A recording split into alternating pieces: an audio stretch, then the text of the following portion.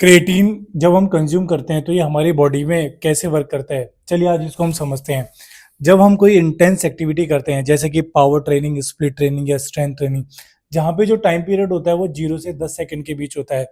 तो वहाँ पे जो हमारी बॉडी जो है वो कौन सा एनर्जी सिस्टम यूज़ करती है? एटीपी सीबी सिस्टम, जिसको हम बोलते हैं फॉस्फोक्रेटिन सिस्टम। अब इसको हम एक एग्जांपल की तरह समझते हैं। सपोज मैं बेंच प्रेस परफॉर्म कर रहा हूँ और यहाँ पे मैं 1 से 3 रेपिटेशंस परफॉर्म कर रहा हूँ। तो जब मैं एक्सरसाइज परफॉर्म कर रहा हूँ तो मेरी मसल को कॉन्ट्रैक्ट करने के लिए एटीपी यूज होगा। तो एक्सरसाइज परफॉर्म करते टाइम मेरी मसल कॉन्ट्रैक्शन के लिए इस एटीपी को यूज करेगी, जिससे ये जो फॉस्फेट मॉलिक्यूल है वो यहाँ पे यूज हो जाएगा। इसके बाद फॉस्फेट मॉलिक्यूल जाने के बाद हमारे पास बचता है एडीपी। अब क्या होता है कि दोबारा से एटीपी बनने में हमारी सेल्स को टाइम लगता है।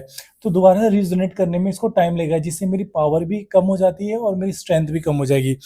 और यहीं अगर मैं क्रिएटिन को कंज्यूम करता हूँ तो क्रिएटिन ऑलरेडी मेरी मसल में स्टोर रहता है फॉस्फोक्रिएटिन के रूप में। तो यहाँ पे जैसे कि देखा, यहाँ से फॉस्फेट मॉलिक्यूल गया तो हमारे पास एडीपी बचा।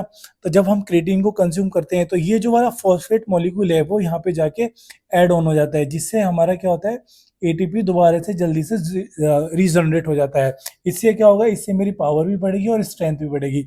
अब जिससे मैं 1 से 2 रेपिटेशन एक्स्ट्रा परफॉर्म कर पाऊंगा। अब आपको समझ में आ गया होगा कि क्रिएटिन हमारी बॉडी में कैसे वर्क करता है।